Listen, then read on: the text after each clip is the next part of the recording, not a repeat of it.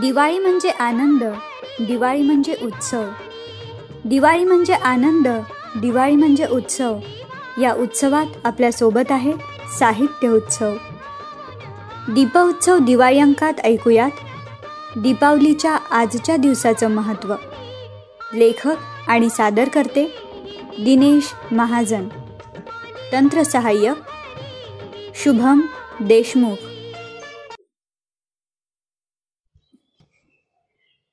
साहित्य उत्सव परिवारातील सर्व बंधू भगिनींना या आपल्या पहिल्याच दीप उत्सव दिवाळी अंकात खूप खूप मनपूर्वक स्वागत करतो आणि सर्वांना दिवाळीच्या खूप खूप शुभेच्छा आणि सस्नेह नमस्कार. आज आपण धनत्रयोदशी या विषयावर थोडंसं बोलण्याचा प्रयत्न करूयात. धनत्रयोदशी ही अश्विन महिन्याच्या दुसऱ्या पंधरवड्यातील 13व्या तिथीला येते. म्हणजे कृष्ण पक्षातील त्रयोदशी म्हणजेच 13वी तिथी म्हणजे धनत्रयोदशी. या दिवशी महाराष्ट्रातील सर्व शेतकरी तसेच कारागीर व्यापारी आपापल्या अवजारांची पूजा करतात.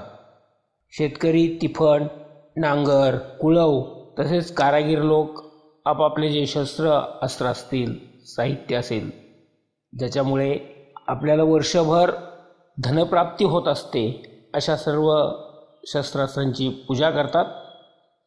व्यापारी लोक आपल्या हिशेबाच्या वह्याची पूजा करतात, सोन्या नाण्याची पूजा करतात, लक्ष्मीची पूजा करतात. या धनत्रयोदशीच्या संदर्भामध्ये काही आख्यायिका प्रसिद्ध आहेत. त्यामध्ये एक आख्यायिका अशी आहे की एक हेमा नावाचा राजा असतो आणि त्याला एक मुलगा असतो, पण तो भविष्यवाणीनुसार अल्पायू ठरणार असतो. वयाच्या 16व्या वर्षी त्याला मृत्यू येणार अशा प्रकारची भविष्यवाणी झालेली असते. अर्थात राजा राणी त्या मुलाचं लग्न करून देतात आणि विवाहाच्या 4थ्या रात्रीला तो मृत्यू येणार असतो. त्या दिवशी त्याची पत्नी त्याला काही झोपू देत नाही. ती स्वतः जागी राहते, त्याच्या आजूबाजूला सुवर्णमुद्रा ठेवते. सर्व महालामध्ये प्रकाश निर्माण केला जातो आणि ठरल्याप्रमाणे यम हा सर्प रूपाने त्या महालामध्ये प्रवेश करतो. परंतु त्या सोन्या नाण्यामुळे आणि प्रकाशामुळे त्याचे डोळे दिपतात आणि तो परत मागे निघून जातो आणि जो मृत्यू येणार असतो सर्पदंशामुळे त्या मुलाला, तो मृत्यू टळतो. त्यामुळेच या दिवसाला यमदीपदान असं देखील म्हटलं जातं.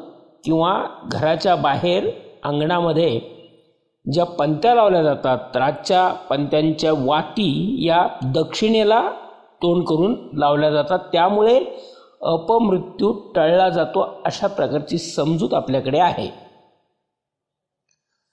आज धन्वंतरींनी अमृत कुंभ आणला समुद्र मंथन करून, त्यामुळे आज धन्वंतरीचं देखील पूजन केलं जातं. धन्वंतरी म्हणजे आरोग्य देवता, देवांचे डॉक्टर. तर आज महाराष्ट्रामध्ये सर्वत्र डॉक्टर लोक या धन्वंतरी देवतेची पूजा करतात आणि पुढील उत्तम आरोग्यासाठी धन्वंतरीकडे प्रार्थना करतात. आज लक्ष्मीचं देखील आगमन होत असतं. समुद्र मंथनामधून जे धन्वंतरीचं कुंभ आणलेलं आहे, त्यानंतर आज श्रीसूक्तामध्ये असं सांगितलेलं आहे की वसव, जल, अग्नी, सूर्य, वायू या ज्या पंचमहाभूतांचा जो उल्लेख केलेला आहे, म्हणजे निसर्ग देवतेचा, खऱ्या अर्थाने हीच लक्ष्मी आहे, हेच आपलं धन आहे आणि म्हणून या धनाची देखील आज पूजा केली जाते. आज ज्याप्रमाणे शेतकरी लोक आणि व्यापारी आणि कारागीर लोक, एकंदरीत सर्वच लोक आपल्या महाराष्ट्रातले धनाची पूजा करतात, सोन्या नाण्याची पूजा करतात, त्याचप्रमाणे निसर्ग देवतेची देखील आज पूजा केली जाते. अर्थात दिवाळी ते दिवाळी हे व्यापाऱ्यांचं आर्थिक वर्ष हे मानलं जातं.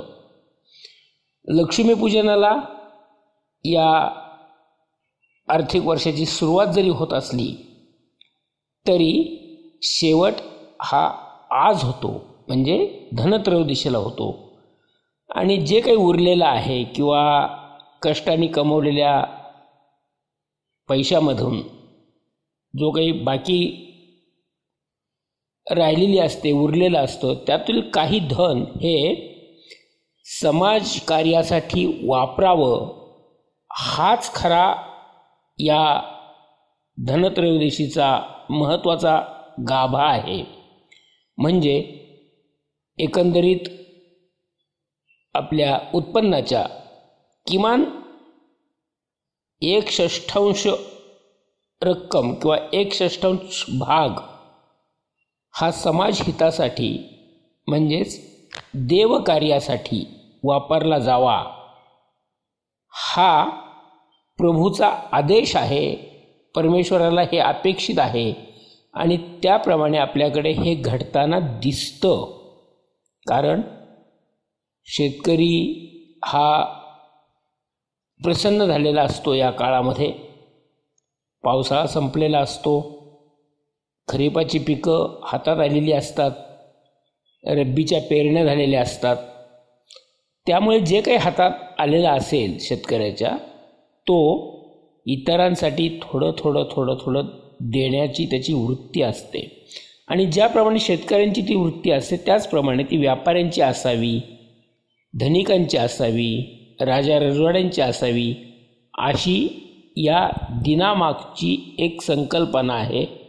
अशी या दिनामागचा एक विचार रुजायला हवा सगळ्यांच्या मनामध्ये. अशा प्रकारची धारणा या दिनाच्या मागे आहे आणि त्या पद्धतीने सगळं महाराष्ट्रामध्ये, देशामध्ये आपल्या होताना जाणवतं आहे. तर असं ह्या आजच्या धनत्रयोदशीचं थोडक्यात महत्त्व आपणास सांगता येईल. धन्यवाद. दर्जेदार साहित्याचा आणि कलाकृतींचा आस्वाद घेण्यासाठी जॉईन करा साहित्य उत्सव व्हॉट्सॲप किंवा टेलिग्राम ग्रुप.